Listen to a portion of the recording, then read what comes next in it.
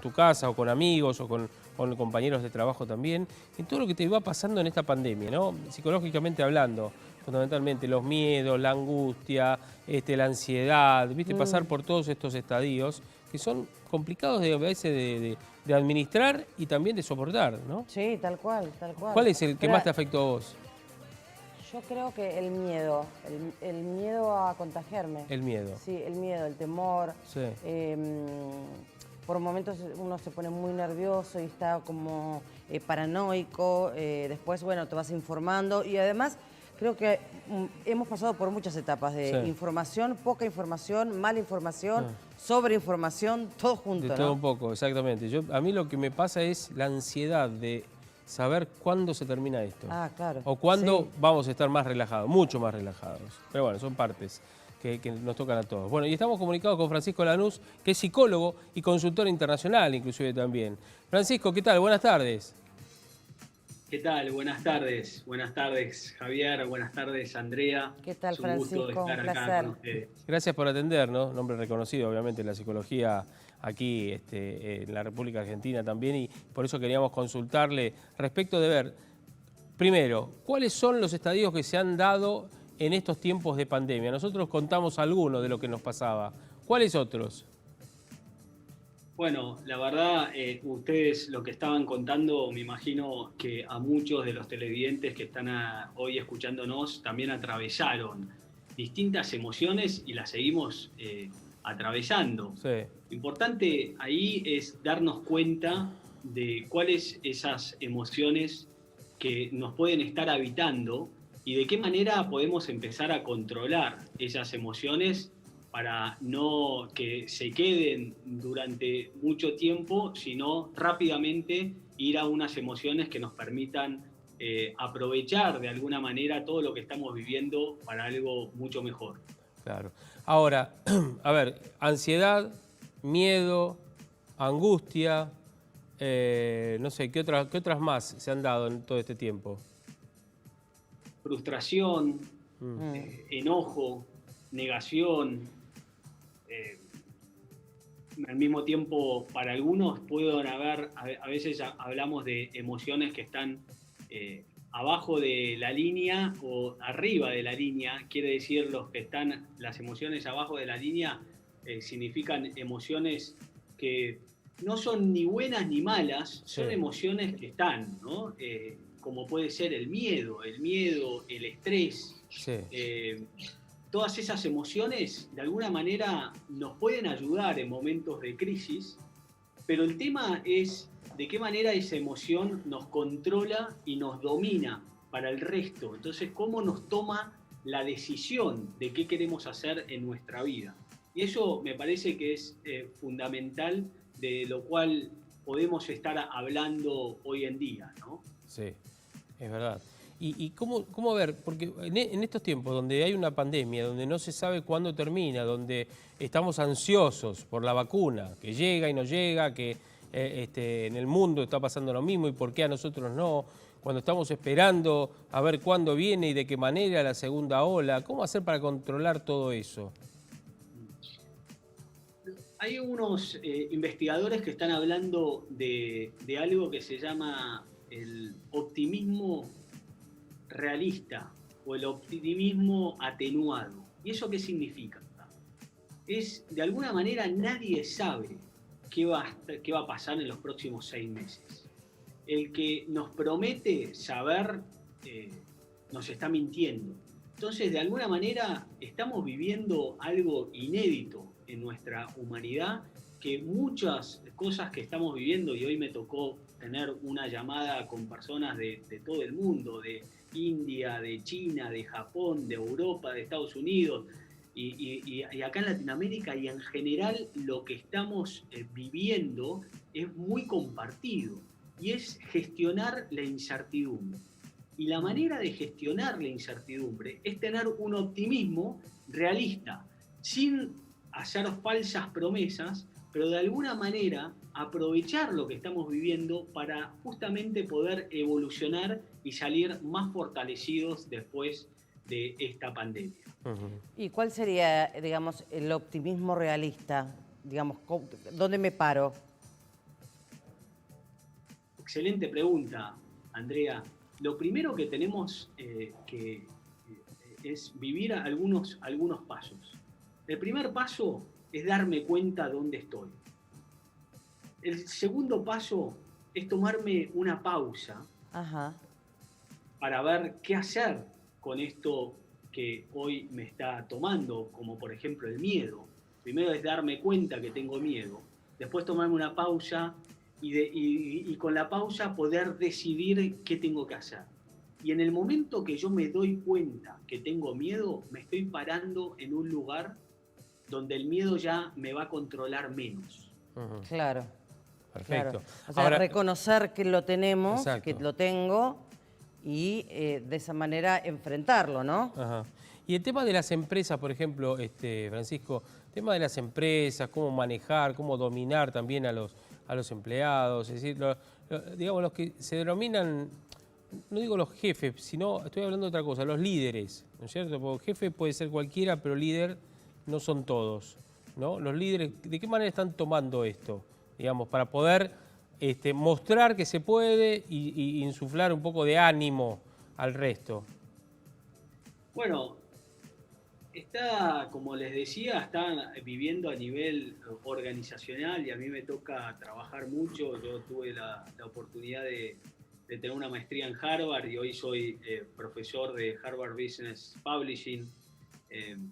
Y ahí, desde ahí, de esa plataforma, estamos acompañando y dando procesos de capacitación a muchos líderes de todo el mundo para poder atravesar esta manera de una manera más creativa. Sí. Y ahí lo que nosotros estamos viendo es, por un lado, hay muchas personas y gente de trabajo que el año pasado estuvo y está teniendo muchas crisis en términos del estrés y del famoso burnout.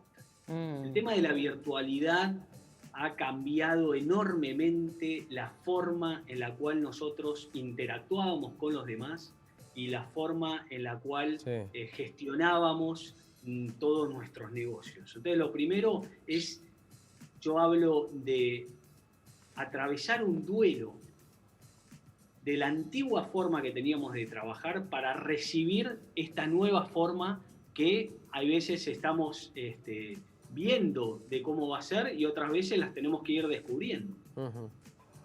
El otro día, perdón, Andrés, el otro día estaba leyendo sobre la fatiga pandémica. ¿Existe eso? ¿Está existiendo esto? Y bueno, fue justo una entrevista que me hicieron y se está hablando de la fatiga pandémica y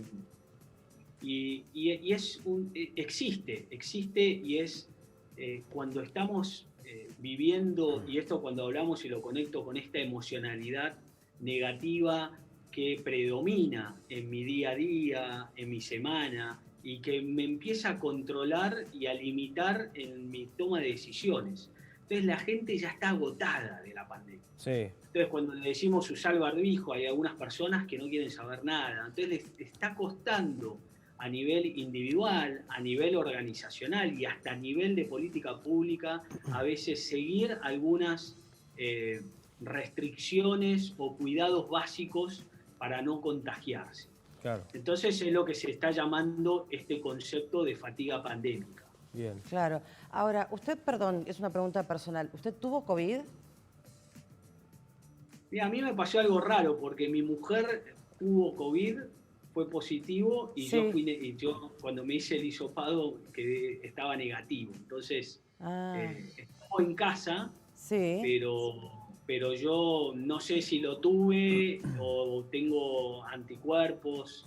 Porque me imagino, o sea, se lo pregunto porque me imagino que todo esto que estamos hablando, usted también es humano y le deben pasar también estas cosas que estamos charlando, ¿no? Los temores, el miedo a contagiarse, qué me va a pasar en el cuerpo. Sí, Adriana, vos dijiste algo muy interesante, es esto del miedo, y es una emoción bastante predominante. Y el miedo es a no contagiarme, y si nos contagiamos, hay un riesgo, o por lo menos al principio, y sigue habiendo un riesgo a la enfermedad y hasta la muerte. Ajá. ese miedo a la muerte es una pregunta y un miedo existencial muy profundo en las personas. Y hay un dicho muy famoso que es: si yo quiero aprender a vivir bien y ser feliz, tengo que tener el coraje a mirar a la muerte de frente. Y mirando a la muerte de frente es en la medida que nosotros podemos aprovechar, por eso digo, y vivir de esta pandemia como una reflexión existencial profunda de cómo queremos vivir y cómo queremos volver a la famosa nueva normalidad. Tal cual, es la idea. Y para cerrar, porque es un dato interesante que en su momento lo hablamos con la producción acá, ¿es verdad que Francisco, vos estuviste en un monasterio en silencio absoluto durante cuánto tiempo? Estuve haciendo una experiencia de silencio en un monasterio en Alemania durante 9 meses. ¿Qué significa en silencio? ¿Eso, en silencio, sin hablar, sin nada? ¿Sin emitir palabras? Sí. Hablando muy poquito, muy poco, haciendo una experiencia de mucha meditación, de mucha conexión con la naturaleza. Era en un lugar en el medio del bosque alemán, donde no había nada, y bueno, iban personas que iban a tener esta experiencia compartida de estar en silencio y poder encontrarnos no tanto desde un lugar de la palabra, sino desde un lugar del ser. ¿Pero y cómo te comunicabas con el otro? Por ejemplo, no sé, para pedir algo, hacer algo, lo que sea, por señas.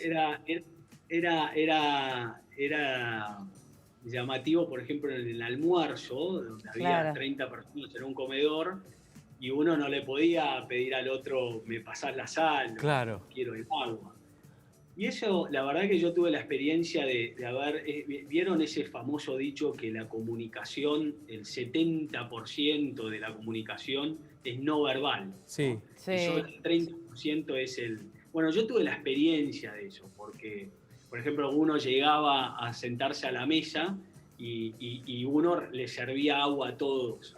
Entonces nos comunicábamos mediante las señas, claro, y tampoco exagerada, porque la idea era empezar a tener esa experiencia de conexión donde la palabra no era necesaria, sino era una conexión desde un lugar diferente. Y es un poco la invitación que podemos, y que yo estoy trabajando con los grupos y con las organizaciones. Muchos capaz de los que nos están escuchando hoy, Javier, Andrea, tuvieron una experiencia de mayor silencio, sí, o de mayor pausa. Claro. Claro, bueno. Casas. Bien, y a propósito de eso es interesante, porque otro día vamos a hablar con vos, pero vamos a charlar de esto también, que es una experiencia realmente... Ahora no tenemos tiempo, pero la verdad que es muy interesante, no quería dejar pasar ese tema porque es muy interesante también. Así que otro día hablamos de tu experiencia allí en Alemania. ¿Te parece, Francisco?